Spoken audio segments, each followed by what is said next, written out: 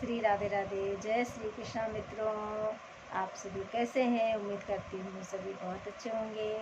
सबको राधे राधे। निर्जला एकादशी की खूब खूब मंगल बधाई। जय श्री कृष्णा।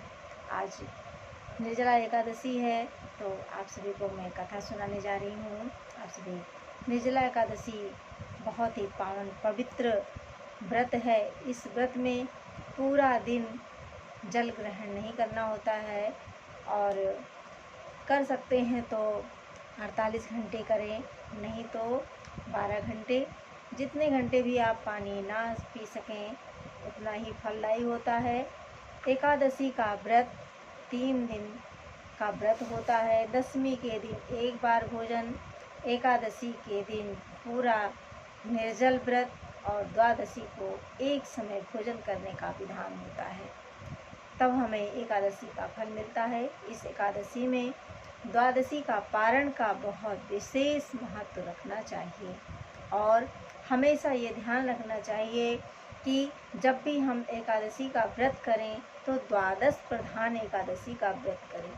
हमारे बाबा जी हमेशा हम लोगों को बचपन से ही, हम एकादशी का जब व्रत करते थे, कोई भी व्रत होता था तो मेरे बाबा जी बहुत बड़े पंडित पुजारी थे, तो हम सभी लोगों को, पूरे गांव के लोगों को, यहाँ तक कि 2-3 गांव के लोग भी बाबा से हमारे पूछने आया करते थे।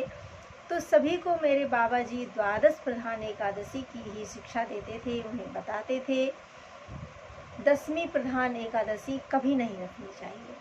हमेशा द्वादश प्रधान, चाहे थोड़ी सी ही द्वादशी लगी हो, तभी हमें व्रत करना चाहिए। तो आइए हम निर्जला एकादशी की कथा को सुनते हैं। निर्जला एकादशी कृष्ण और मिथुन संक्रांति के मध्य में ज्येष्ठ मास की शुक्ल पक्ष की एकादशी का नाम निर्जला है। इस एकादशी के व्रत और महात्म का संवाद महर्षि व्यास जी और धर्मराज युधिष्ठिर के छोटे भाई भीमसेन के बीच हुआ है। व्रत विधि: एकादशी के दिन सुबह उठते ही विधि पूर्वक निर्जल व्रत करने का संकल्प लेना चाहिए। सुबह स्नान आदि से फारिग होकर धूप, दीप, पुष्पगंध और नैवेद्य से भगवान की पूजा अर्चना करनी चाहिए। सारा दिन मौन रहकर भगवान नाम का जप, स्मरण, ध्यान और सद्ग्रंथों का स्वाध्याय करना चाहिए।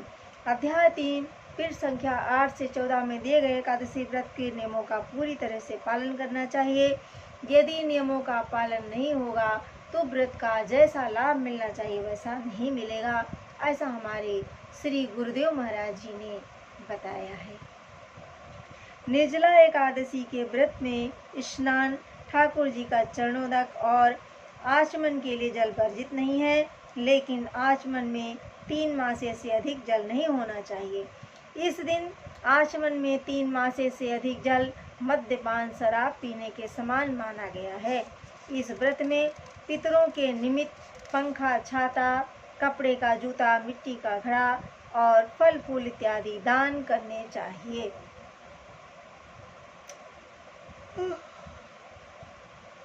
मैंने भी एक छोटी सी सुराही खरीद कर उसमें मीठा जल भरकर फल के और दक्षिणा के सहित पंडित जी को दान किया है।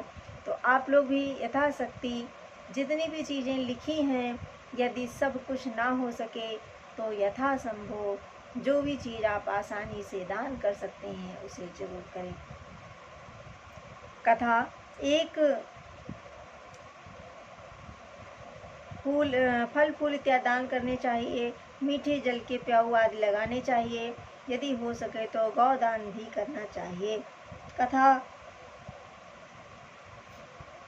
एक समय की बात है कि महर्षि वेदव्यास जी के पास पांडुपुत्र भीमसेन ने पुकार की कि ऐसे पूज्य माता कुंती, पूज्य भ्राता युधिष्ठिर तथा अर्जुन, नकुल, सहदेव, द्रौपदी सहित एकादशी का व्रत करते हैं और मुझे एकादशी के दिन अन्न खाने को मना करते हैं। 15 दिन के बाद यह एकादशी आ जाती है और मेरे द्वारा व्रत न करने के पीछे हमारे घर में झगड़ा पैदा हो जाता है।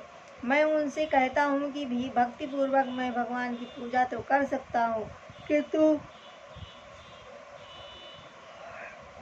एकादशी के दिन भूखा नहीं रह सकता। महर्षि वेद व्यास जी बोले, भीमसेन, यदि तुम नरक को बुरा और स्वर्ग को अच्छा समझते हो तो प्रत्येक मास की दोनों एकादशियों का व्रत किया करो। यदि व्रत नहीं कर सकते तो कम से कम एकादशी के दिन अन्न बिल्कुल मत खाया करो। इस पर भीमसेन कहने लगा, पितामह, मैं आपसे पहले ही कह चुका हूँ कि मैं एक समय भी भोजन किए बिना नहीं रह सकता। फिर मैं पूरे दिन का उपवास कैसे कर सकता हूँ? मैं अपने पेट की जठराग्नि को अग्नि, यदि अन्न की आहुति ना दूं तो वो मेरी चर्बी ही चाट जाएगी। शरीर की रक्षा करना मनुष्य का परम धर्म है, ऐसा सभी सदशास्त्र कहते हैं। देवर्षि वेद व्यास जी बोले कि मनुष्य के कल्याण के लिए जो सदशास्त्र बने हैं उनमें तो ये भी आदेश दिया गया है कि मनुष्य को दोनों पक्षों की एकादशियों का व्रत करना चाहिए। एकादशी के दिन अन्न लेने वाला नरक में जाता है। नरक की बात सुनकर भीमसेन जी बहुत भयभीत हो गए और महर्षि से कहने लगे कि मैं क्या करूं? मुझसे व्रत नहीं हो सकता। आप कोई ऐसा उपाय बतलाइए कि सांप भी मर जाए और लाठी भी ना टूटे। यदि आप कहते ही हैं तो मैं प्रयत्न करके साल में एक एकादशी का व्रत जरूर कर लूँगा। कृपया आप कोई ऐसा व्रत बतलाइए जो साल में एक बार ही करना पड़े और मुझे संबंधियों के साथ स्वर्ग भी ले जाए। तब भगवान वेद व्यास जी ने भीमसेन को ज्येष्ठ मास के शुक्ल पक्ष की पड़ने वाली निर्जला एकादशी के बारे में बतलाया और कहा कि साल में एक बार विधि पूर्वक व्रत करने से, एकादशी का व्रत करने से मनुष्य अवश्य में स्वर्ग जाता है।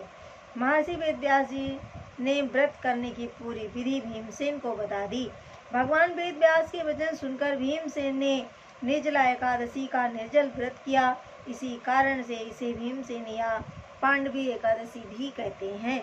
महात्मा, अकेली निर्जला या भीमसेनी एकादशी का विधि पूर्वक व्रत करने से 24 एकादशियों का फल मिलता है।